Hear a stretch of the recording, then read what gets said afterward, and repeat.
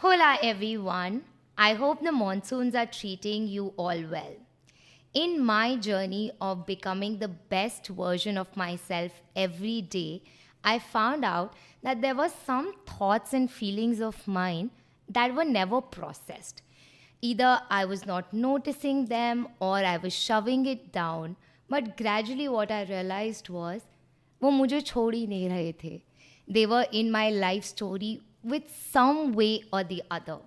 And then I heard about this amazing facilitator who helps you process the trapped emotions in your life through an easy technique of movement. And I got to know and I met Ms Mohita, who's an expressive movement facilitator in Delhi NCR. Today's podcast is with her, where she shares her beautiful insights on how our emotions get trapped in our body when they are not regulated, which impacts not just our body language, our postures, but also eventually leads to diseases and illnesses. बात यह है हमें इन सब के बारे में पता ही नहीं चलता है and we keep blaming various factors for our health issues our conditions and then our emotional breakdowns. This podcast was a really intense one where I had learnings and self discoveries every moment. I'm sure right now all the viewers are thinking about their own postures and their illnesses and diseases and are wanting to find out where that root cause is or what emotion is required to be processed by you. I know you will all have your personal multiple takeaways from this conversation. I would also like to extend my heartiest gratitude to each one of you for sending in lots of love and your support for our first retreat, Reset to Reconnect. With the overwhelming response for this retreat, I'm happy today to announce the second retreat for Hola, Jeete Hain Chal, from 27th of September to 1st of October in Dharamshala. It's for 5 days and 4 nights where you will get to experience a life with you and for you. It's a packed combination of explorations, healings, and transformational experiences. You can register with us on our website or you can get in touch with us via WhatsApp.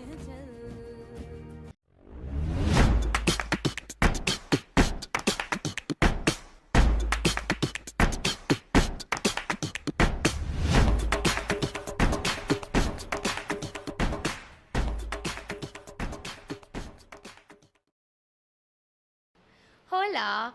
We are extremely proud and happy today that we have Ms. Mohita with us, who's an expressive movement facilitator and is working in Delhi NCR with her studio, her setup named as Movements Matter. Movement matters. Movement matters.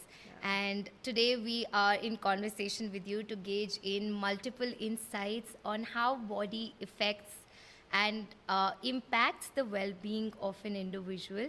I can't wait, Mohita. Thank you so much for coming today. Thank you so much for inviting me. It's a pleasure. And it's a pleasure always to meet you and to be able to share whatever I have learnt would be my privilege actually. Mohita, before we go forward into it as to what you do, what is it like, I want to know who Mohita is and how did you get the vision of doing what you're doing? So, who Mohita is? I think I'm a person who has a service to deliver to people. That's one thing. And so far as me as a person, I have an army background. All right. Right. My father's from the army. My mother was a doctor. I have 2 daughters, and my husband is a lawyer. I'm certified as a movement facilitator, and I have studied behavior. I have also studied non-verbal communications. The reason and the vision of starting Movement Matters was my own personal journey of extreme ill health, which brought me to such a dark place in my life that I had lost almost all of my movement, and my family was suffering. I was suffering deeply. And when I did finally start on a spiritual philosophy which led me to my diagnosis, it made me believe that this was a gift I had to share. That there was a reason I had gone through that struggle, and my education supported that understanding and the knowledge. So I just augmented on my education, and Movement Matters was born through my prayers, if you say. There is no other word for it. Mohita, if you don't mind, if we can get into a little deeper understanding of what your problems were, what were you going through that made you work on your health, on yourself? Okay.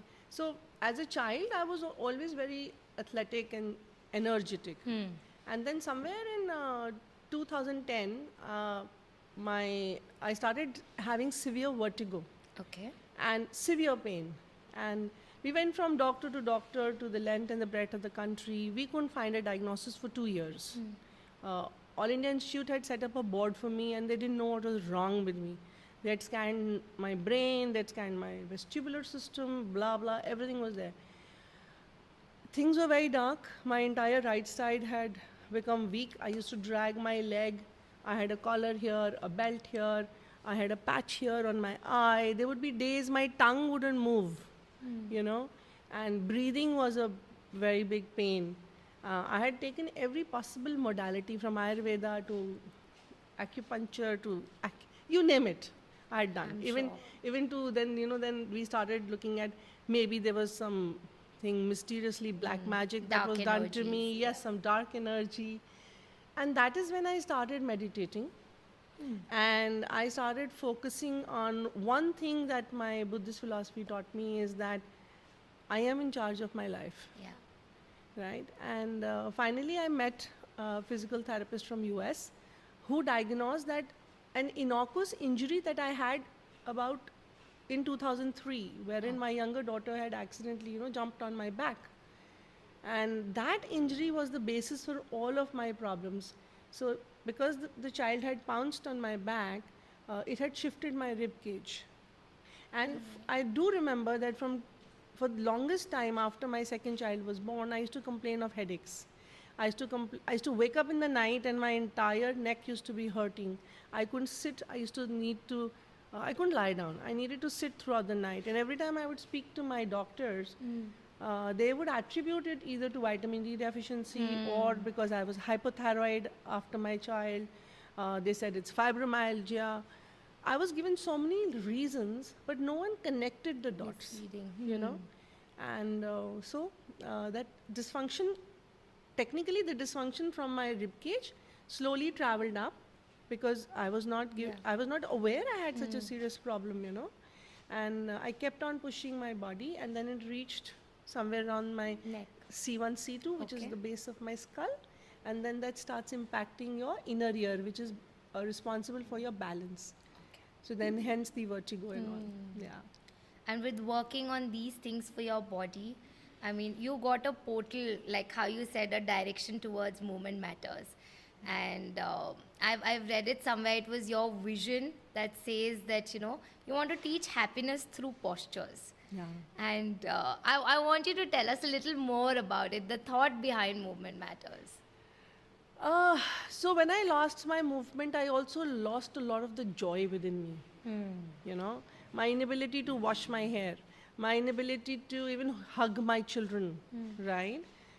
It was difficult to explain to people that this act of taking my hands forward and putting my neck out was excruciating painful, right? And when you are not able to drive, when you're not able to cook, when you're not able to do the simple things in your life, hold a pen, you know, write. I used to love writing. So that takes the joy away from you. That's one aspect. The other aspect is that body, the way we carry ourselves in our lives, you know, it is an expression of our emotional geography. Yeah. So if we start learning this even and observing the nuances of the body from childhood. So for example, a child who is shy, or let's take a child who's bullied in school, right? He will carry his body differently. True. His shoulders would be inside, the chest will be sunk in, right? His head would be lower. He doesn't want to be seen.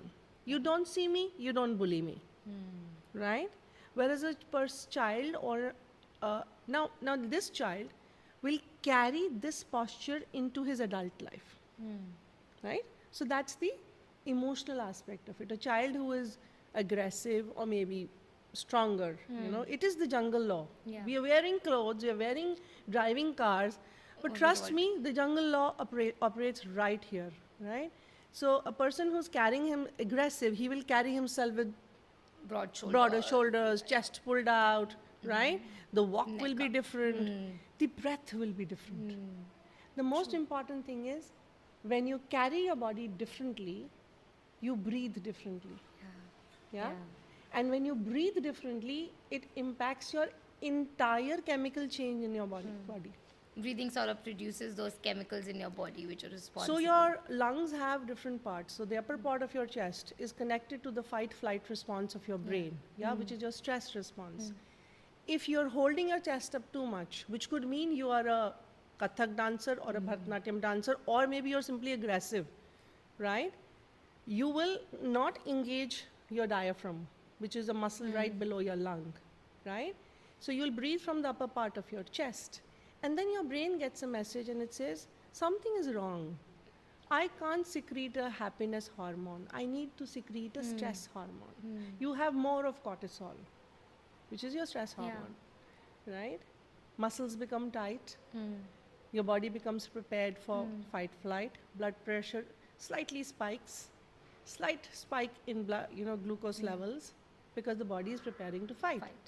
Multiply that by 30, 40 years. Too much stored, and you become auto-tuned to it, no? All the time, constantly in that space. Multiply that by 30, 40 years, you will get a hypertensive body by 35. And then you will wonder, why am I Behaving so or acting so in this body. It's a memory loop. Yeah. It's a pattern that you've been sort of working on for yourself over and over again. In that space, I remember this, I was reading that they call it the withdrawal body response, wherein you are in that constant space of feeling unsafe.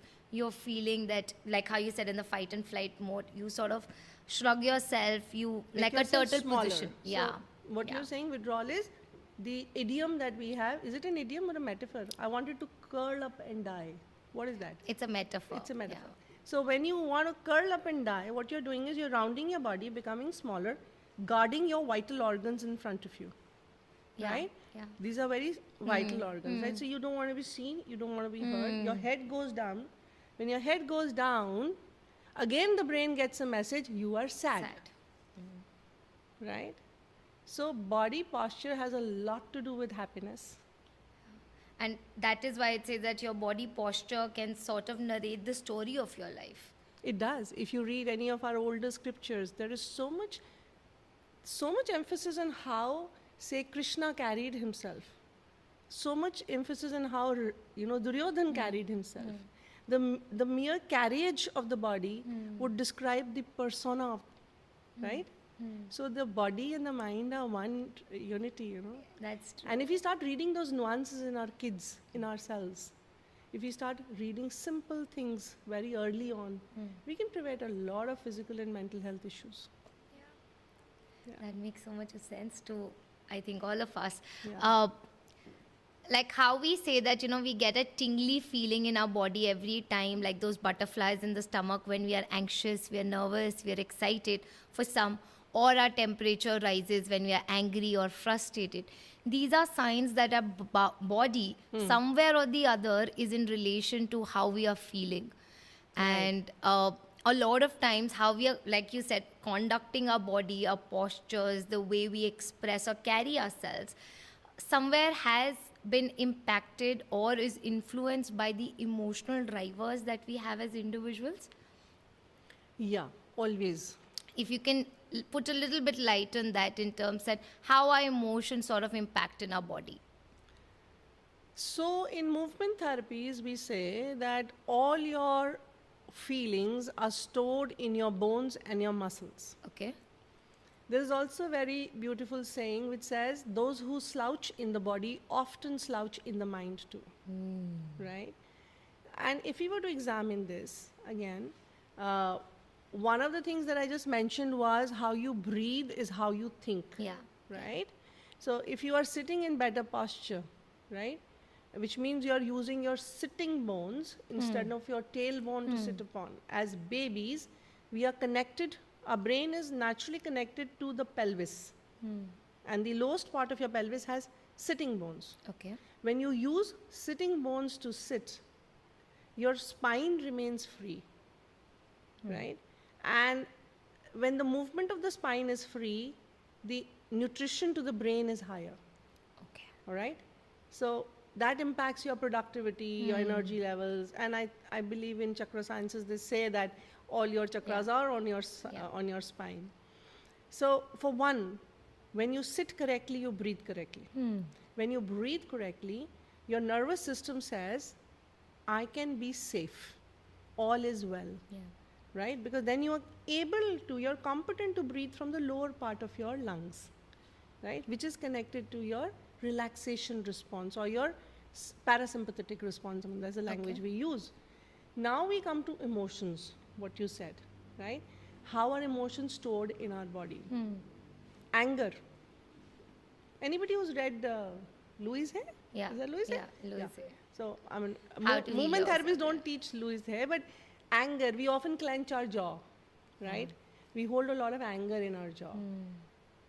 Most of the self-devaluation conflicts have to do with your musculoskeletal system in psychosoma. Okay. So if you have a lot of aches and pains in your ligament, joint, tendons, it has to have a base of self-devaluation in some aspect of your life, Okay. right? Second thing is, even your teeth. Which side of your mouth do you have more cavities? Yeah. The left side. Left side. So maybe there is some stress involved in your self with respect to your family, your parents' side. Okay. Right? The right side has to do a lot with the significant other in your family, in your life. Need not be your spouse. It could be just a figure of authority.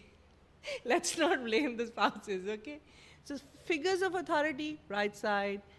Anything to do with your Family and your maternal sides, left side. You would also find you are loading one leg more than the other. Yeah. And that has either got to do with a mechanical injury, हो सकता है आपको चोट लगी हो. Okay. It's not just everything. So while the base is psychosoma, we are not blind, right? We don't blindly attribute everything to psychosoma. We look at the medical history. We look at, do you have a pathology, underlying pathology? Maybe you had an injury, maybe there is some hormonal disturbance, whatever is happening. Then the most important thing is you have a nerve in your body known as the vagus nerve. Yeah. Okay? It is the 10th cranial nerve. The word vagus is a Greek word for wanderer. It wanders through your body. Yeah. When it wanders, the primary function of this nerve is memory.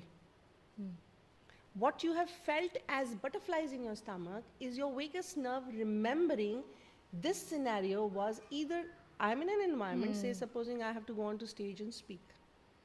If it was a experience that was stressful for me, not happy, I felt unsafe, my vagus nerve will remind me you're not feeling safe. And create a sensation, a physiological response to a psychological trigger, Okay. right? Yeah. So body telling you something that your mind remembers. Yeah. So that's your mind and body connection, right? Similarly, the lump in your throat, the vagus nerve. My heart was singing, vagus nerve, right? So your emotions are all stored in your body in every way. Okay. I remember this person I treated who had severe locked jaw and severe pain, right? And the reason the person had this severe problem was just before lockdown, that person was in a place where they hated to be and couldn't express. So now we don't just blindly look at that anger or maybe lack of expressiveness is stored here. We also look at posture. The posture becomes like this, right? Don't want to be seen. Yeah. This is taking me to a lot of questions I want to ask you. First, I want to ask you, for the audience, what is somatic therapy, or what is somatic work that you do? You've been saying that you do like I introduced you to expressive movement facilitator, therapist. What is somatic therapy? I love the way one of my clients expressed it. She said, this work is multi-layered. Yeah. So there's not just one thing. So somatics is anything to do with body work. Okay. It could be posture, pain, in some part of your body that is not explained. You're going regularly to a physiotherapist for something, but it's not getting better. It keeps coming back, right? So you come back and you check, is it just your posture, or is it a stress response? Okay. So when we look at the emotional stress and when we look at the biomechanical aspect of posture, to put it in the simplest way, is somatics. Okay. All right. Yeah. And you mentioned in the last conversation, the last bit of the talk that we were having, that there's a vagus nerve and it sort of connects our entire body in one space. What are the few tools or the exercises, your practices that you give to people to work on strengthening this vagus nerve? It's the storehouse for all your memory. One quick activity or exercise people could do while watching this, or maybe post this, that would help them be more aware of. Okay. First thing, start using your sitting bones. Okay. So they are in your bum, right? You want me to tell you now? Yes, please. All I right. don't mind. So first of all, if you sit on a soft seat like this, you probably can't get it. So sit on a firm dining chair, or sit on the floor, cross-legged, and you take your hands and you scoot them under your bums, right?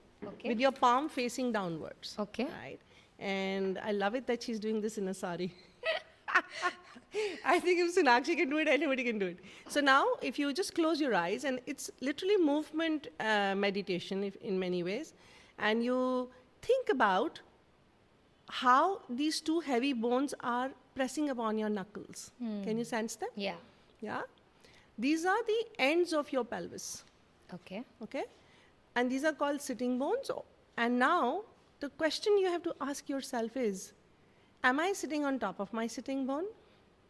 Or do I sit behind it, which is my tailbone? Yeah. How do I sit? On my tailbone. On your tailbone.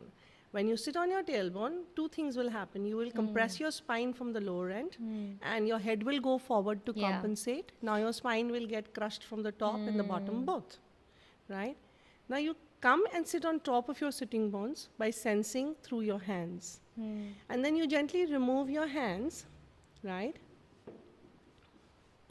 And then continue to rock back and forth, trying to sense and build connections of your brain to your sitting bones, right? It's like a rocking bone motion. And stop when you feel two things. One, I'm on top of my sitting bone. Two, when I'm top of my sitting bones, my leg participate more in holding me up. You'll feel your legs are more engaged, right? I'm wearing heels, so and so is Sonakshi, but you can still sense your hams and your quadriceps engaging. Engaged. You'll feel the perineal floor, the pelvic floor also engaging. And that's a jolly good workout even when you're sitting. Yeah. So I do feel I'm doing something, like my temperature is also rising, which happens when you work out. Yeah, okay. So that's one first thing. You sit tall. We call it sitting tall. Once you sit tall, you start breathing in, and then when you breathe out longer than you breathe in. So supposing you breathe into the count of 4. Train yourself to breathe out to the count of 5, and then to 6, and then to 7, right? That does wonderful things for your respiratory rate and then to your vagus nerve. All right. The nicest thing I like about vagal training is singing. Singing? Please sing. Please laugh. Okay. Singing, laughing, clapping, spending time with people you love, right? These are wonderful ways of toning your vagus nerve. It sort of opens the pathways for it to absorb more positivity. When you sing, it passes through the back of your throat. Okay. It enhances. And singing loudly, that really works well. You could also do a vagus nerve massage. Okay. But I don't think, but I think these two things are the easiest things to do. Okay, so sitting in the right posture on your sitting bones, Yeah. then doing a breathing for the Breathing times out longer. Than so breathing. Exhalation Okay. longer than inhalation. All right. And trying to breathe in really from the lower part of your chest. Okay. Right? And third thing is sing. Sing. Yeah. Sing, laugh, and bring in all the things that you want. Yeah. Wonderful. Thank you, Mohita. pleasure. See, our habit is that we have to go sit cross-leg. And I tend to do that a lot, which doesn't make me sit on my sitting bones then. Yeah. And so I have to constantly ask myself, remind myself of this, or is there anything, again, like a tool that you use to sort of program people to sit like that? So our posture is a habit, Sonakshi, right? And habits are deeply wired memories in our brain. Now, you can't erase an habit, but you can write over it. Yeah. You can recreate a new habit, right? To recreate a habit, you need two things. One, you need constant reminders. Okay. So setting an alarm in your phone which just says check posture. I used to do that, Yeah. and I actually put small Sticky notes sticky here, notes there, in yeah. my cupboard, on my bathroom, I do that too. that reminders, that's one thing you can do. And also create a system. See, often we fall back to our old habits because we've not created a system for a new habit. I love this part from James Chase's book, Atomic Habits. Yeah. I love this part where he says that you may want to develop a new habit, but if you don't have a system, which means if my sofa is still a soft, plush sofa, and I'm trying to sit on my sitting bones, sorry, buddy, it's not happening. Yeah, and you feel defeated. So maybe you want to change your the cushion. Yeah. There are lots of high density cushions which don't quite sink in. Change Okay. that. Find chairs of your knee height. When we sit on chairs of our knee height, we automatically tend to engage our sitting bones. But if your sofas are very low, you'll go into Slouch. on your tailbone. I see. How interesting is that? A lot of times, I'm sure for you also, people come in for therapy. Yeah. And I have seen them be extremely disconnected with their body. For example, if I hold their hand and I say, what's happening? They would say that you're touching my hand, you're holding my hand. And that sort of tells me as a therapist that when somebody is not describing it well, when somebody is not getting the feeling of how they are feeling when a touch is happening, they are not associated with their own body and their emotions. Do you also face a lot of people coming to you, your clients, coming where they do not know how their body is responding? They're highly off and away from why this, why that. They just walk in saying there's some problem. Yeah. So I think in today's world, we live in our heads. Yeah. So we live so much in our heads, and we often present ourselves to the world through this space, right? And that really switches off the connection to our body. Also, socially, we have been trained that the body is one problem, the mind is another problem. आपके घुटने में दर्द है तो आप एक doctor पे जाओगे, आपके दिमाग में दर्द है तो आप कहीं और Somebody जाओगे, else. right? We aren't taught in the way the ancient sciences, like the Ayurveda does not separate your mind and your body, right? If you go to an Ayurvedic doctor, he will say आप क्या खाते हो, क्या पसंद है, and that is related to your emotion कि आपको गुस्सा ज़्यादा आता है या आपको, are you more calmer in your temperament? What are those three aspects? Vata, Pitta and Kapha. I'm not an Ayurveda expert, but I do understand because I'm also currently reading and exploring about but it. I notice how beautifully they ask. I had this lovely Ayurveda doctor associated with me, and the way she used to talk and the way we talk was exactly the same, except that they had a different nomenclature to it. So when someone comes to you, if it is very normal for them to be disconnected, first of all, and then you slowly bring awareness to them through movement. And that, the small movement lessons we have, the very gentle, slow, I practice the Feldenkrais method a lot. So when we practice that, it starts building neural connections. If you can tell us a little about this practice and method, because from a common man, we don't know anything. So there are many, many schools of somatics. One of them is Hannah Somatics. There is Feldenkrais method. There is Alexander technique. There are many of them. I like the Feldenkrais method. It's a method where your brain is trained to recognize and build more body awareness. Okay. Right? Which leg do I use more when I stand? Which is my favorite leg? So the lessons are very small, simple, very gentle, very slow. More about being aware of your body More sensations. about being aware of your body and allowing your nervous system to recognize and feel safe in a movement. Say, for example, somebody comes to me with severe lower backache, right? Now the person says, I can't bend, right? So why can't that person bend? Because his brain is guarding him. There was a time when he had bent and a disc had gotten pulled out. He had radiating pains in his leg, compounded by the fact that maybe the doctor told him forward bending band kar do, right? Okay. Now the brain decides this movement is not safe for me. So what somatics does is, through very gentle, through very simple interventions, it starts teaching the body that it can find its movement of bending forward again in a more natural way. Maybe your technique of bending was not efficient. It was a habit that you had picked up for many years. You bent in a manner that you used your spine more than your hip and your pelvis. And that's because that's why your spine got injured. What if we remove that movement pattern and introduce another movement pattern which the brain doesn't have a memory, ये safe है या unsafe है उसको पता ही नहीं है, पर नहीं है. Let's try it. So giving them new ways of doing it and also exposing them towards that same fear or that apprehension that they're carrying. Yeah. So basically teaching new movement habits which are safer. Okay. So you can bend again, you can probably turn again more or lift, breathe right. And as I said, it's multi-layered. What it does to your body, it does even more wonderful things to your mind.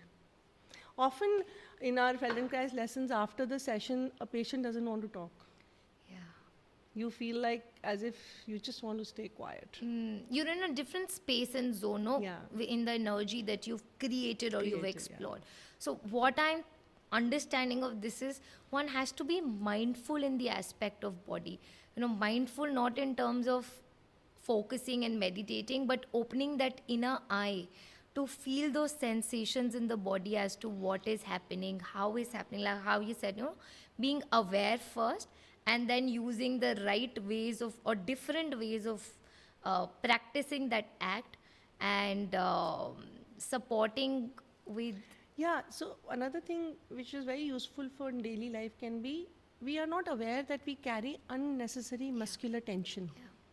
People say, मुझे पेट में कुछ हो रहा है, मेरे यहाँ पे कुछ रहता है, I don't know क्या रहता है, right? But once they become aware that they are just holding unnecessary muscular tension, it's a memory. Maybe one time something got injured in that area and the muscle remembered to remain contracted. It's called SMA, sensory motor amnesia. Okay, sensory motor amnesia. Right, so अब वो muscle को याद ही नहीं है कि मैं relax भी हो सकता हूँ, that I have this length. And it's still It's in constantly contracted. That's a habit pattern. How do you break it? You break it through retraining the body, retraining the mind, right? That person who is not bending forward doesn't only have a tight muscle, he also has fear here. So you work on the fear, you work on the body, right? And I think it's a beautiful way to go forward. I do see that in terms of giving them movement awareness and movement intelligence in your case, you also do a lot of therapy work building on, like how you said, one has to work on their emotions, one has to work on their thoughts, because body sort of reflects these thoughts and feelings in our daily life. All the time, yeah. So when somebody comes to you for a session, at Movement Matters, what does it look like? So they come in and we have we fill in a form, Okay. right? And that form gives me a lot of insight into the behavioral pattern of the person, right? Our behavior decides the way we use our bodies, right? And of course, we take in their medical history, we take in their emotional, and we take in their behavioral histories. These are the 3 histories we take in. After that, we have a conversation, right? And there is sharing of whatever has brought them there, right? After that, we devise a plan, a treatment plan, which could start either with emotional awareness or behavioral, counseling, or could start with movement intelligence. Okay. Depending on who has what. What? Right? Most people, the idea is to meet the patient where he is, Okay. meet the client where he is, and that combined treatment of mind and body becomes a really nice cocktail where the person suddenly starts becoming in charge of his life. Yeah. Like I have this really nice client who started telling me, after I changed my posture, I started having more courageous conversations. True. So these are. So I have heard a lot of times when I have connected with my peers, or I've advised people to go for movement therapy or expressive therapy. They say वहाँ पे तो dance कराएंगे, different genres of dancing होगा, या गोल गोल ज़मीन पर लिटा के they'll do things. Do you also get these kind of? Yeah, all the time. People think dance movement therapy or drama movement therapy means drama karenge. Yeah. It's not like that. Body movement is very true. We can lie through our words. I wouldn't say lie, I think that's a wrong word. Let me take it back. Our language is very conditioned, right? And we say a lot of things that we are just programmed to speak. So Sonakshi, thank you for asking that one question. And I think this thank you comes in from the entire community of movement therapists, because everyone tells us, you calling me for dance movement therapy, dance karaoge, right? So no. See, the body has authentic movement. So we say we use the body as a tool during the sessions. Okay. A dance movement therapy session or a drama movement therapy session is 70% of body movement activities, right? And 20 to 30% of talk-based counseling, right? Why we use body and how we use it. When it comes to dance, there would be some music playing, and we would want the person to express his feelings through the body. And that is what we call dance. For example, I am feeling very tight in my chest, right? Or I'm feeling very expansive. Okay? Now, that itself, this is not choreographed movement. This is simply me learning and expressing through my body. Responding to the space that you Responding to my emotion, okay? And sensing where I feel what in my body, right? So dance movement therapy does not have choreographed dance. It means the content from your life, whatever is bothering you, we will express it through your body. What it does to your nervous system is, and to your mental health, is worth exploring. It is, for the lack of better words, I would say it's usually magical, right? And drama movement? In theory wise, because we cannot experience it right now and nor can our audience, they'll have to book a session with you to do so. Oh, there are wonderful therapists all around. Why only me? Tell us, what does it really do? If you can talk about what signs, symptoms, changes do people see after a session with you? So emotion is released. Okay. Okay. Now, what happens is when you move, certain parts of your brain is activated. Mostly when we are overthinking or overstressed, the frontal cortex of your brain is in overdrive, right? During movements, different part of your brain is engaged, which have to do with movement. The part of your brain that enhances learning is also connected to movement. So the more you will move, the more you will learn. Okay? Now, when they will move, it relaxes the human brain, brings out a different scenario which they did not think of earlier. And then we take that material and we connect it to the future development of the person. How can you use this learning to solve the problem you are facing? Maybe you're in conflict, right? You did not think this was an alternative. And then that person starts using that new behavioral pattern as a muscle and strengthens that behavioral pattern. Because now it's his own experience. Yeah. Yeah. Yeah? His identity. So Does more that like, make sense? Yeah. With awareness, Yeah. you get multiple choices that what you want to do, and then you create unlimited possibilities for yourself. You know, how do you want to do it? What do you want to do? Where do you want to share it with? Okay. So also, I remember this client of mine, I just asked her to express her feelings through whatever material she had in the garden. We have a garden, so I often tell them, go out in the garden, Pick out. pick out what you're feeling and bring it back and make it a constellation, right? And now when she brings in the constellation, she brings in this beautiful flower and she puts it over there. The pain in my back and my shoulder feels like this tight rock. It feels like this knot she had tried. And then what does this flower say? And the person says, I don't know why I picked out the flower. The flower was calling to me. Yeah. And then the person looks at it and says, maybe I feel fragile. Yeah. I never thought my internal narrative about my body is that I'm fragile. Anybody who works in mental health knows the power of thoughts. So if you are constantly giving yourself the feedback that you're fragile, will you ever strengthen? No. No. And that is the language of movement and expression that I cannot gather through your verbal communication. Also, we sort of project, it's easy for us to look at what the problem is from a third party observer perspective. Like, for example, this client of yours only, looking at the flower, when they picked onto it, there was a natural calling. There was a natural calling, They felt like it. But it is. But to express it and put it out in words is the problem that, we as individuals and the challenges that we are facing. Yeah. In therapy, I always tell my clients that when somebody walks in, they're not walking into the room knowing what they have to work on. Yeah. They walk in with anything and everything without realizing that the fundamental issue is deep rooted somewhere. Yeah, and also if you can add play to anything, Yeah. it relaxes your nervous system. Like we teach sitting posture through poetry. Oh, wow. We have this, I was working with the women in Gunj, and Gunj is a cloth-based Yeah. NGO, Yes. right?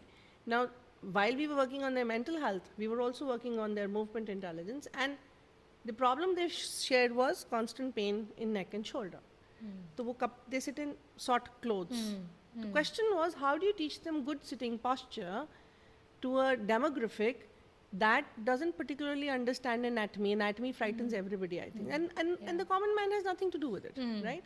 So you take the science of good posture, make it playful, make it a poem, give it to them, and they practice it day and out. And it works wonderfully with autistic children. It works wonderfully with like we worked with the bamboo artisans in India.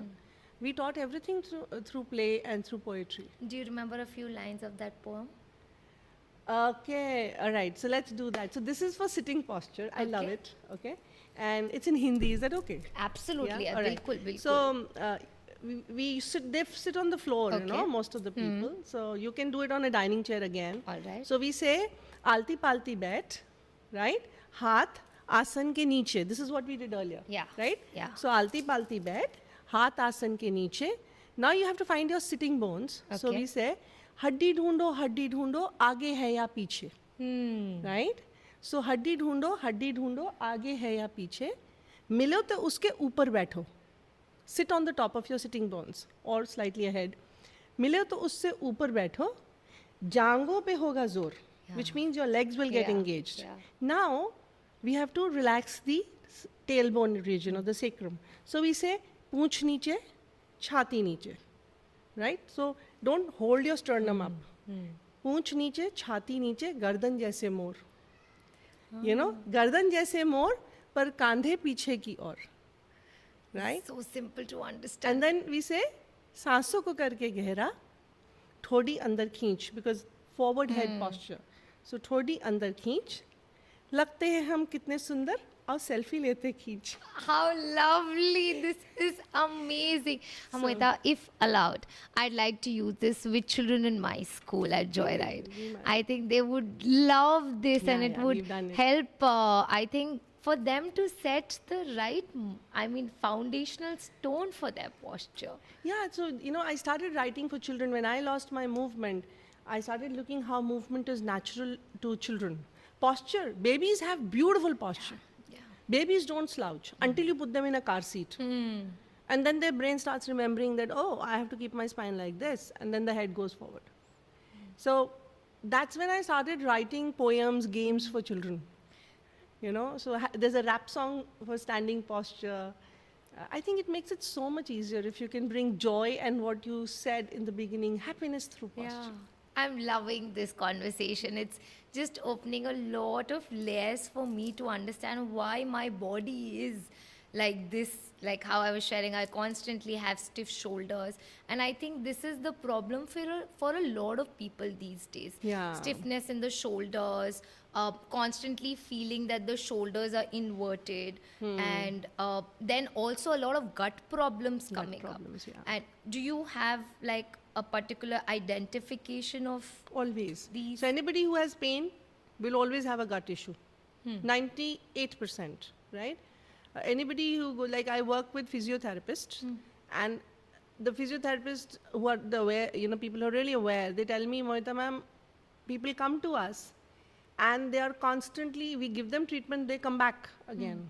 One, they are not body aware. Yeah. Even if you heal the pain in your shoulder, if you don't know that my shoulder blade has to go down and back, if your brain is not connected, if you are not body aware, posture is really body awareness, right? You will continue to lift your shoulders. So if a child is writing in childhood and he unconsciously holds his shoulder up while writing like this, right? This will become learned habitual for the child. My story, can I share? Yes, please. Okay, would I was love to. left-handed as a Okay. child. And then I was in convent schools and I was pushed to write with my right hand. Okay. I was very bad with it. My handwriting was so bad, I cannot tell you. Because I was not driven to write with my right hand, right? Till date, I can't brush my teeth with my right hand. I can't sharpen a pencil with my right hand because the earliest things I did as a child was left hand. Through your left. And my mother, God bless her, she was amazing. She never pushed me. But then I was asked to write with my right hand. When I was pushed to write with my right hand, in my effort to write correctly, I would hold the pencil too tight. Okay? That means unnecessary muscular Strain. tension, unnecessary strain. I would lift my shoulder up, jut my neck out. And this lifting of the shoulder is what my brain remembers as relating to lifting anything heavy. So if I lift a bag, I would lift with the shoulder up. Whereas the true movement of the shoulder is in lifting is not this. It is going Back, down and back. So when you lift you will lift a dumbbell like this, Yeah. you will lift a baby like this.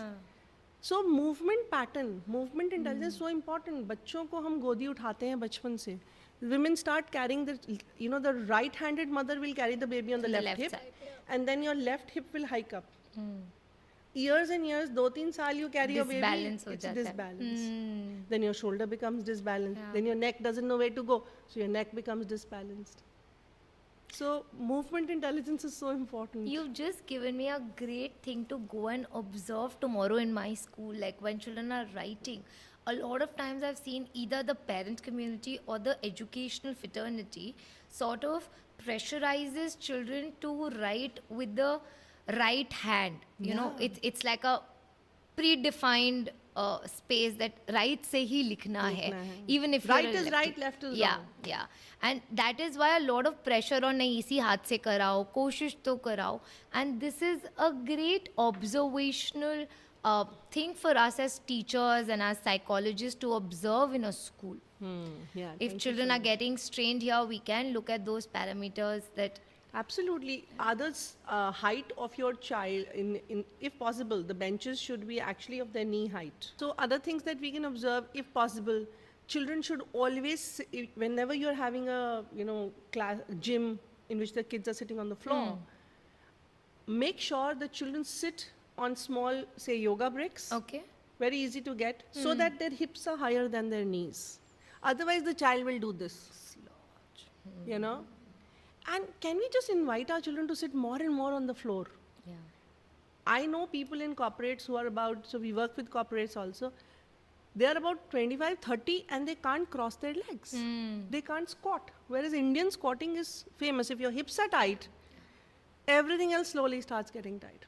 Good thing for us, we love crisscross applesauce. Yeah. With our children, they love to do it, and everybody's able to sit down like that. But we do prefer making them sit on the mat, Yeah. because we felt that the floor is hard for their tailbones. Or, like, पता नहीं था ना उससे पहले. When I say on the floor, I definitely Yeah. on padded surfaces. But can we allow them not to just sit on the chair? Oh, yes. Chairs are, humans are not designed to sit on the chair.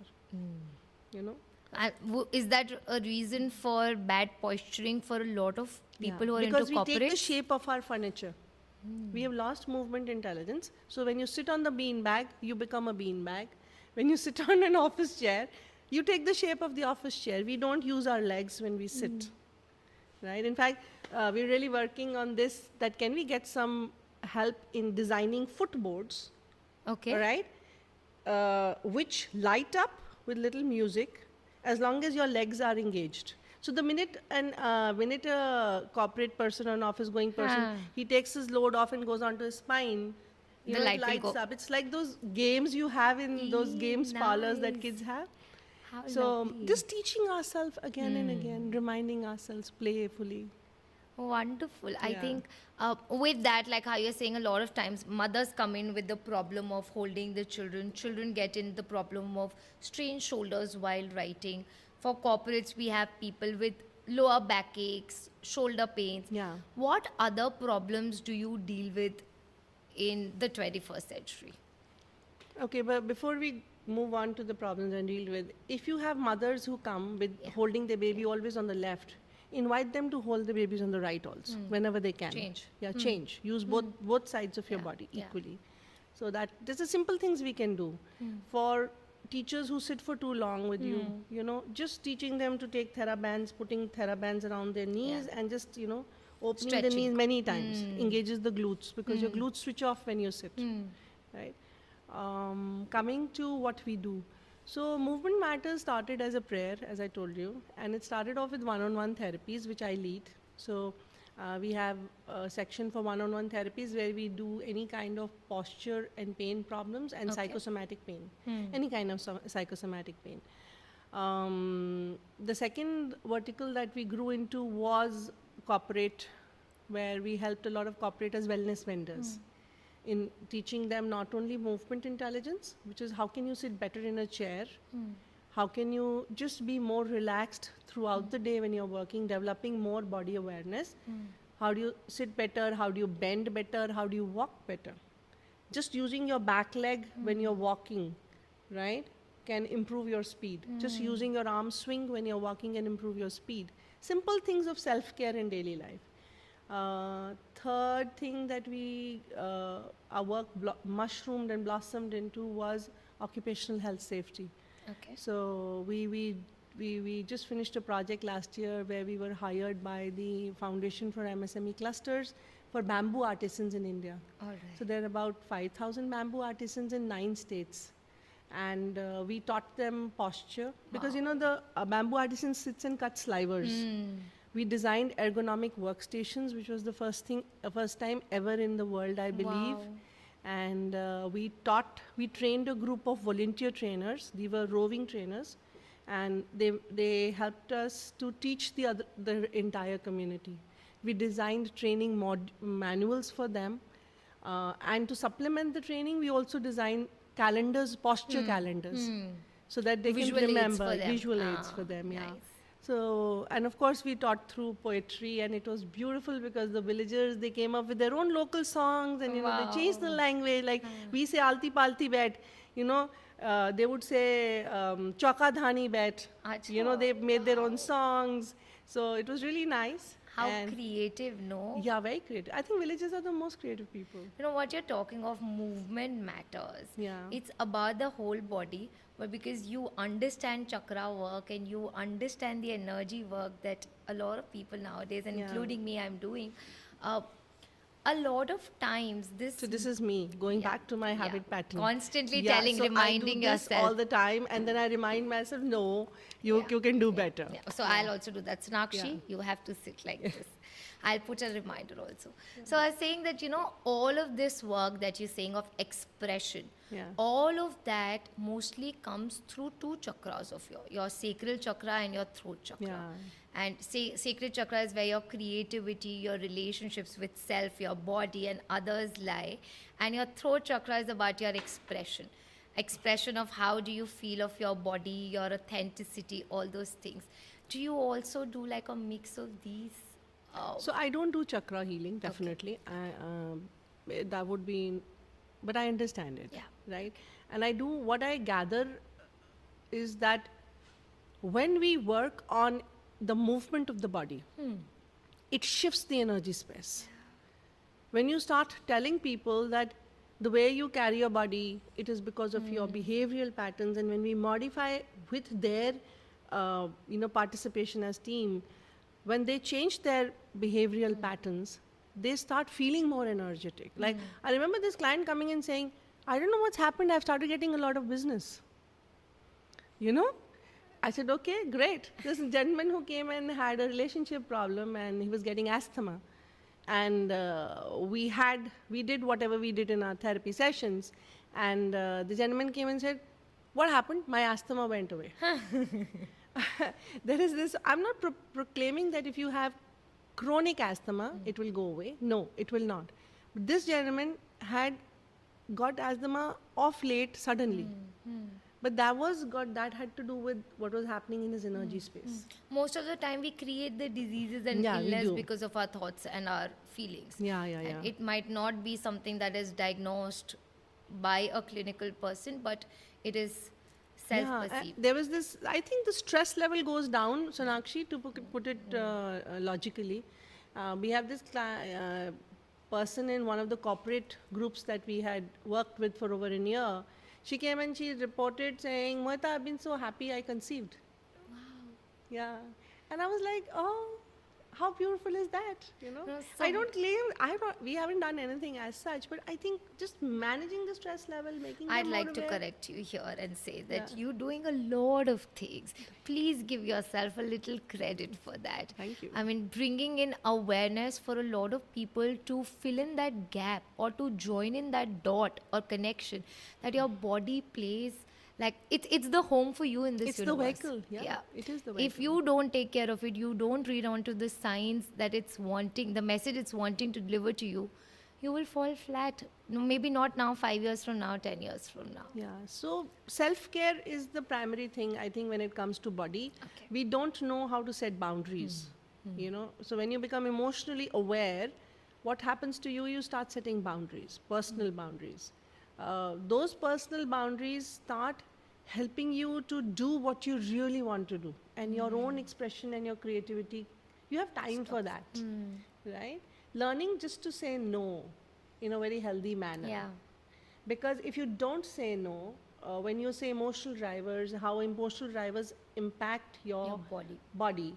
A woman who doesn't know how to say no will and wants to lose weight, get up in the morning and go for her run or her yoga class at 6 a.m. If she doesn't sleep by 10, right? Because she's constantly maybe catering to the requirements Needs of of the the family. How is she going to be able to wake up in the morning fresh? And then frustration sets in, stress sets in, disease sets in. Yeah. So your mind, your emotions and your movement intelligence are very deeply interlinked. True. I like to say that, it's a mix of your intelligence, your emotions, your body, and your spirituality all in All one. together. All in one. The moment you start working on one, the impact starts showing in the others. And if you want like a holistic well-being and an upgradation, you have to bring all of that together as one and work on it. Under one lens of spiritual intelligence, movement intelligence, and emotional intelligence. And Sonakshi, if you look at it, this is what happened in our gurukuls. Yeah. This is not what would happen. आपको अस्त्र शस्त्र विद्या, आपको हर एक विद्या एक साथ सिखाई जाती थी, Yeah. right? So somehow we have created boundaries. Streamline the sciences. Yeah, we've made it too logical. Yeah. Yeah. Every time I'm going to Thank cross you. my leg, now I'm going to remember Thank you, you. Mohita. Yeah. Mohita, one thing that I've been hearing since this time we started this conversation is that you've been practicing chanting, like how you said in the beginning, and then you said movement matters is a result of your prayers. I want to know about this journey of yours, your spiritual side. How did you start? When did you start? What are you into? So I was very sick, I told you. Life was grey. There was no hope. There was no clarity. There was a lot of fear. My children were suffering. My family was suffering. I was very, very afraid. And at that time, someone introduced me to the Buddhist chanting. And when I started chanting, as a scientific person, I knew that sound creates healing patterns in your brain, and that, this chant of the Buddhist monks is creates the best patterns on the frontal lobe of your brain. But how it worked in daily life, I didn't know. It was only Gyan till that time. And what others were doing around you? Yeah, it was something I'd read in textbooks, something I'd seen in research documents and other places. So when I started chanting, it somehow, the first thing I saw was light at the end of the tunnel. Literally like that. And then the first thing I did was take ownership of my life. When I started, the more I practiced, I remember once when I started practicing Buddhist practice, the first thing I got was the diagnosis. I did not have a diagnosis. And the first guidance I received was how to pray. I was told that and everything was very mystic. I don't know if I've told you that story, that the person who introduced me to the practice was the person that my father had been wanting me to meet for 15 years. And when I met that person, this lady walks into my house, holds my hand and says, "Thank you, because of you, my child is in good hands." And I'm like, "Who are you?" So she says, "We had this conversation many years ago through a common friend, and you told me do ABCD for your child," which was very gentle stuff, right? And because of that conversation, I took the right steps, and the child child had some challenge. I was like, wow, okay. So she heard my story, and very wisely she told me, "You have only one problem, you have no diagnosis. So pray for the right diagnosis. You need to learn how to pray. Prayer needs intention and direction both. Random prayers produce random results." Things. True. And then I just gathered my energy and I started praying. And within a month, I got a diagnosis from this amazing, amazing physiotherapist from US. And they wove together my entire problems, traced it down to an old injury I had, and how it logically added up to the current problems I was having. And they seemed to know everything that was wrong with me, while, the other doctors had started treating me as if I was making up my symptoms. They knew everything, right? There was a time I remember one doctor actually started asking my husband, "What do you do?" He said, "I'm a lawyer." He says, "So how much time do you spend together?" And I was so annoyed. I told the doctor on his face, I said, "Sir, excuse me, my husband is not having an extramarital affair. I don't have relationship issues with him. I have pain which I don't know how to manage." So his answer to me was, he was doing his best. But he said, "Ma'am, the amount of pain, amount of prolapse you have in your spine, even I have that much." I said, "Sir, but you're able to function as a doctor, as a father, as a husband. I'm not able to function. I can't walk." Everybody has their own right? limits. If I'm not able to even move and walk, then you have told me that I don't have I don't have B, I don't have C. You haven't told me what I have. And they said that, "Ma'am, I can't tell you that." I said, "Sir, please say that. Say that I can't diagnose you, but don't say that I have these other issues which you don't know of." But when I met this gentleman after I started chanting, they knew it was as if, God had sent on somebody and they knew every symptom of Exactly what you mine. had, They were compassionate. They were listening. There was holding space. And this was regular physiotherapy. So it took me a lot of time with that. And everything I did from there on was basis my prayers. I based every action on prayer. All decision making was based on prayer. And that is till date. If I have to launch a program, I first pray about it. What is my intention of doing, creating this, right? If I'm stuck with my children somewhere, I pray about it. I say everything begins with, it is one of the scriptures that says that everything begins with prayer. Yeah. It started making me understand my own patterns. One of my leaders once told me that, I said, I'm not getting better. थोड़ा सा मैं ठीक होती हूँ फिर से बीमार हो जाती हूँ. So she said, तू देख तुझे क्या रोक रहा है? Something that is holding you back. I was so annoyed. I said, what do you mean? मैं खुद को रोक रही हूँ. You know how unaware we are. Yeah. But because she had said that night I sat and chanted, and I cried, and I cried, and I chanted. And then I opened one of the guidances, and it said that the scripture to the sense said this, that prayer is the best medicine for all problems, but if you have doubt, then no prayer can help you. And I realized that I did have doubt about my recovery. Every senior doctor had said to me, you'll never again walk. Everybody had said, you perhaps can never lead a normal life. That thought had power in my head. So now my prayer did not become, I need to get better. It became, I need to erase doubt. मैं वो हमेशा बोलते हैं ना, law of mentalism है या law of attraction है in this world where in whatever you are thinking on, whatever you're vibrating on, vibrating your thoughts and your feelings together creating that vibration is what you'll get from the universe. If you're constantly feeling that you're not good enough, there will come circumstances in your life that will prove to you that you're not good enough. Absolutely. Or you'll end up doing those things because of constantly coming from that same space.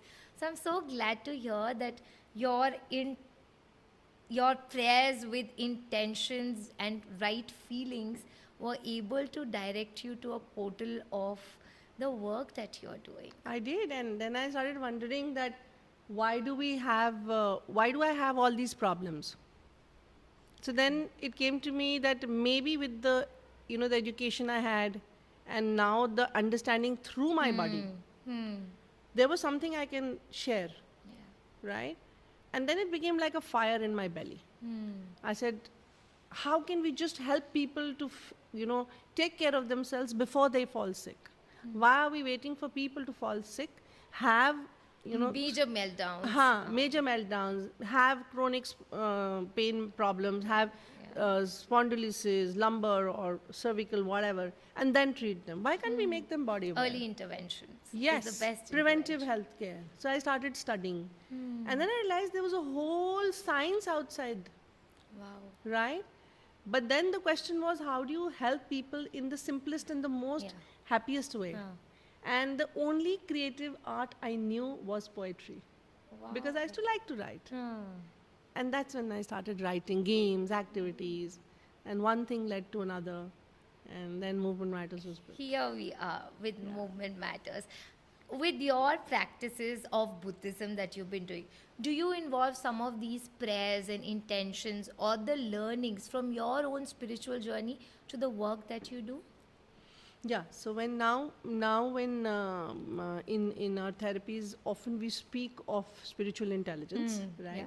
See, most people, when they come to you, if they have a strong spiritual philosophy, that's great.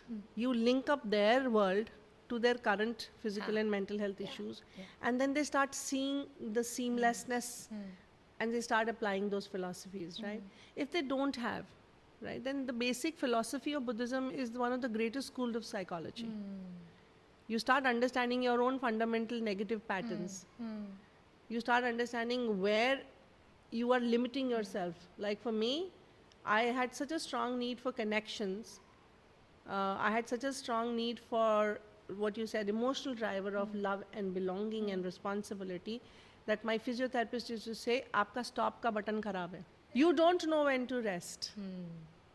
All the time in the work mode. All the time, can I, so you start all the time over pushing yourself Yeah. to achieve something, Prove yourself. and that was actually a basis for low self-esteem, if you see, Yeah. right? Yeah. In some areas of my life. And then I started training myself. Can I put self-care first? Where is this need coming from? Where is this pattern coming from? Can I change it? And then, you start becoming a better version of yourself. How nice. Like we as therapists and healers, we have a lot of modalities that we work with. For example, meditation is our strongest one. And then for healing, we use singing bowls, we use tuning forks, and different, like, somebody who's a tarot card would like to see tarots. What are different tools or parameters that you use in movement or in expressive therapy? So for me, in somatics, I use a large amount of Feldenkrais method, Okay. right, which helps in posture and body awareness. A lot of Hana somatics. It's also a way of posture and Okay. body awareness. In expressive movement, we use, of course, I use a lot of drama movement. I Wow. use a lot of neurolinguistic programming. I'm also trained in NLP and behavioral systems. So I used a lot of NLP because when I started working in preventive healthcare, I felt I needed a faster and a shorter modality. People didn't have Yeah, that long, yeah. that amount of time. So I wanted to shorten that journey, and NLP was one of the most fantastic tools that I had, right? Non-verbal or the psychosoma is something, my trainings in psychosoma is something I use a lot. Just telling people how they use their bodies makes them aware of how they think and feel. आप glass भी कैसे उठाते हो? So for example, there was this gentleman who came to me, मेरी back में दर्द है. My gym instructor says that you have anterior pelvic tilt. Okay. Right? And I'm very fit, and he was good middle-aged, but I keep having backache and I don't want it to worsen, so what can I do? Now, such a healthy person, why would he carry his body like this? Right? So we traced back and we talked about his emotional journey, and we found there was a time he had to really prove himself in youth. And that, that significant emotional event in his life where he said, I would show you. He still carries himself like that. I cannot forget the day when I taught him standing posture, and I said, how do you feel? He said, this is so relaxing, I don't want to move. Of course, because all the time for so many years they're carrying that posture Burden, with them, like you na? said. Yeah. Yeah. So the modalities we use are somatics. I primarily lead with Feldenkrais method. And Are I there use some a lot of ribbons? Neelafins. Are there some blocks that you work on? Or toys, Yeah, scarves, yeah. puppets. And then for everything. expressive, I'm sure you've got colors. Colors, and, colors, a lot of sensory colors. tools. Also, the whatever is available in our environment. Like if I were to start working right here, right now, what do we have here? We just take this material and we start using it. Like how you mentioned, nature mein jao or nature se cheeze collect karke lao. Yeah. That's also part of nature therapy and nature healing. Yeah, where like we did a people trust do. building session for a corporate of recently. And then we just asked them, go and get from the garden. So the studio has a large garden. Go and get from the garden, what are your values? And whatever embodies that value, go and get it. And then make a constellation. When people work through their own emotions, they suddenly start understanding their emotions better. So true. I love this projection technique, and I Yeah. do it with my teachers and my children also. Like Yeah. first day of school, you need a teacher kit which has got an eraser to erase all your problems. Things Yeah. like that. They correlate, and I think they get out the learning from it. So we have a lot of body cards also, Okay. which have like different parts of the body. I remember there was this client we had who had severe backache, and while one of the reasons he was not moving his back was fear. Okay. It was fear which was scaring Holding him back. that he was the sole breadwinner of the family. If I bend forward and my back snaps again, I will be again bedridden for 3 months, right? So through Feldenkrais and through somatics, first we taught his brain that it's okay to move your legs, open your knees also. Wow. Now the problem was, so I remember him messaging me saying that, Mohita, I've been standing for the last 40 minutes in my boardroom and my back is not hurting. Okay. And then I said, great, so start running. Going for a walk. Then I said, go for a walk. He started walking. So when I taught him walking, uh, there are ways of walking that you don't load your spine a lot, right? When we are walking inefficiently, we're often causing a lot of jerk to our spine. He did that. And I said, okay, start running. I can't run. I said, why? He said, the jerk will hurt my back. I said, okay. Then I asked him, I said, what did you like doing as a child? He said, you'll laugh at me. I said, no, tell me. The opposite of it? He said, break dancing. So next time he came, I had Billie Jean playing in the studio. And I said, would you teach me moonwalk? I don't know how to moonwalk. Now he's teaching me moonwalk. Now scientifically see, his brain does not associate moonwalking with pain. That's the gate control theory of pain, if you know the gate control theory of pain, right? And he teaches me moonwalking, right? 30 minutes we are moonwalking, and then finally I got it. Like, I don't know how to moonwalk. And then he says, now you got it. I said, did you realize that you have been doing it, and there are so many small jerks because you lost the rhythm, and your spine is fine. Then why the association with the running? Association. And suddenly there's a light bulb that lights up in your head, and you're like, oh yeah, I can do it. So then you give this person body cards, and he selects body cards. You know, the body card he selected was strong legs. Because in his youth, he felt he had very strong legs. Then you come back to the thought and the biology of belief. And these limiting beliefs sort of stop you from your growth and put you in the wrong postures. This is the way I was. I was inhibiting my own self. I love asking this question to the guests that come on the podcast. Who is your hero? And did you get to meet one of your heroes in this lifetime of yours? Because I'm sure for a lot of people, you are that inspiration, you are that coach that they look up to. Do you have someone like that for you? I don't think that No, is for true, me? but for me, I think we have multiple heroes. Yeah? We have multiple heroes. Have you met one of your heroes? Interacted with them? Learned So from none of the well-known faces that we associate are my heroes, and I've never thought of this question. But let's look at some heroes in my life, right? I begin with my father, right? The biggest hero of my life. I've seen the way he takes care of himself and others, and how he manages everything so well, right? Whether it is finance or it is his health. He's 86, and trust me, he can do better workout than any of us. How lovely. Yeah. And he's kind and he's intelligent. Yeah. And he helped me to build Movement Matters. I see my husband, and this is not cliched, sorry guys. Okay, this is not cliched. Okay. I've never seen a person who is so balanced in mind and body. So when Jitendra even sits or he walks, it's a very even gait. Wow. You know?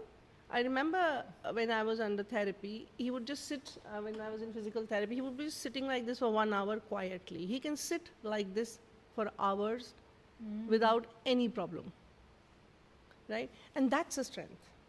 That's a strength here, and that's a strength here.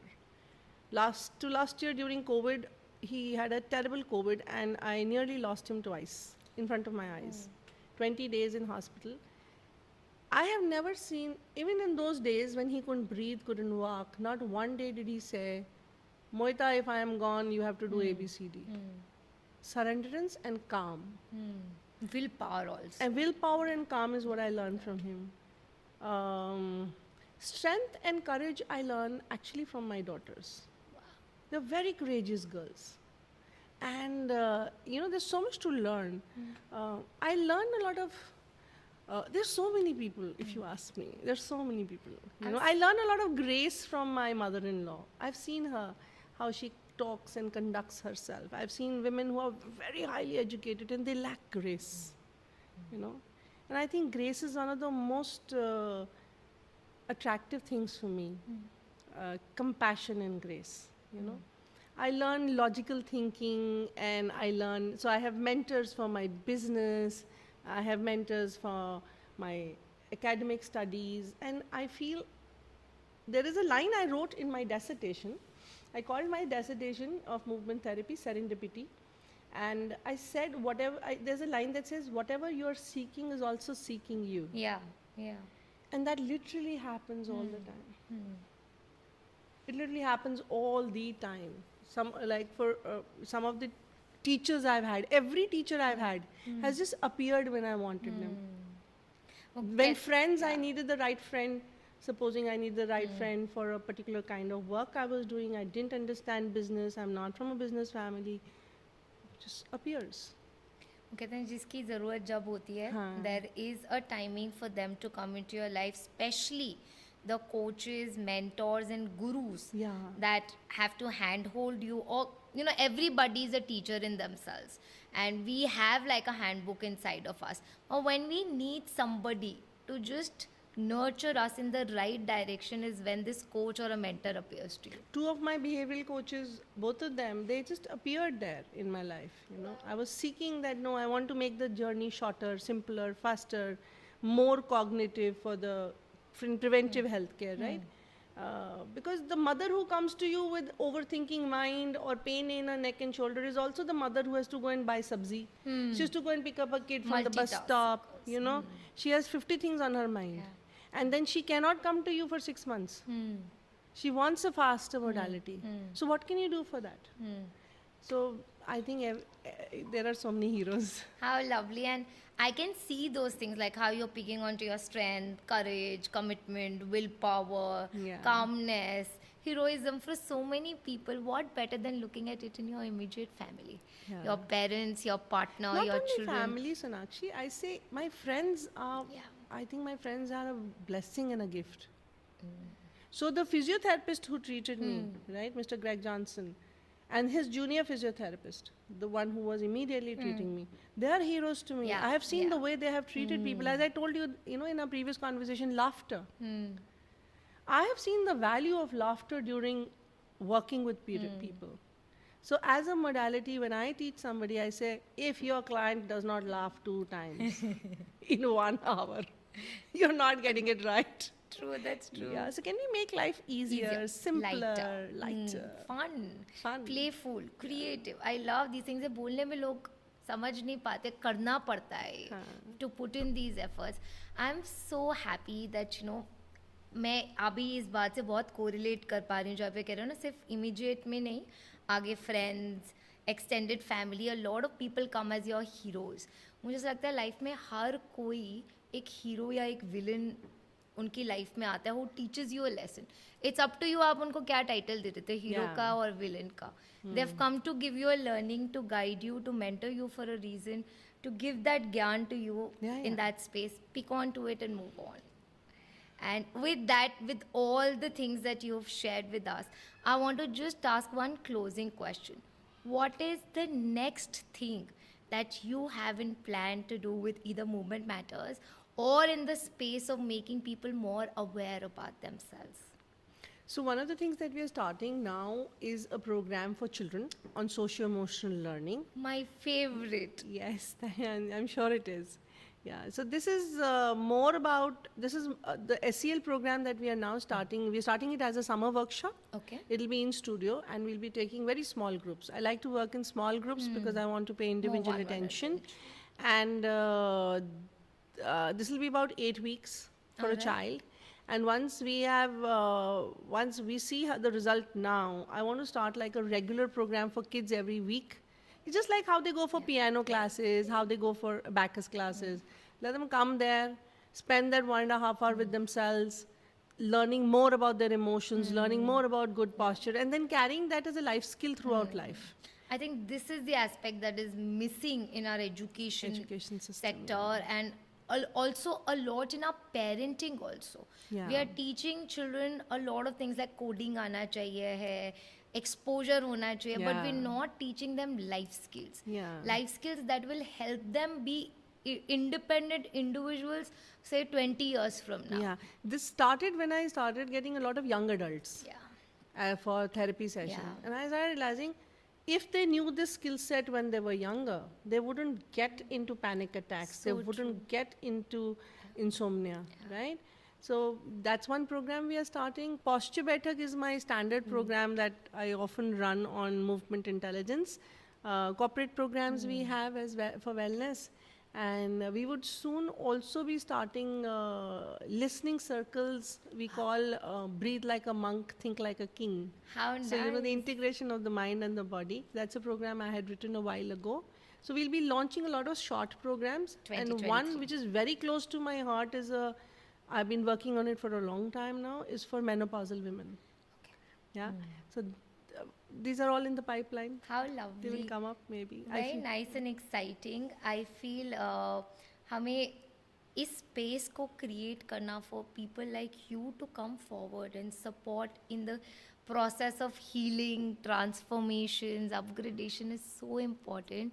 And I'm extremely thankful and grateful that you came here today and gave this beautiful, beautiful time of yours to us.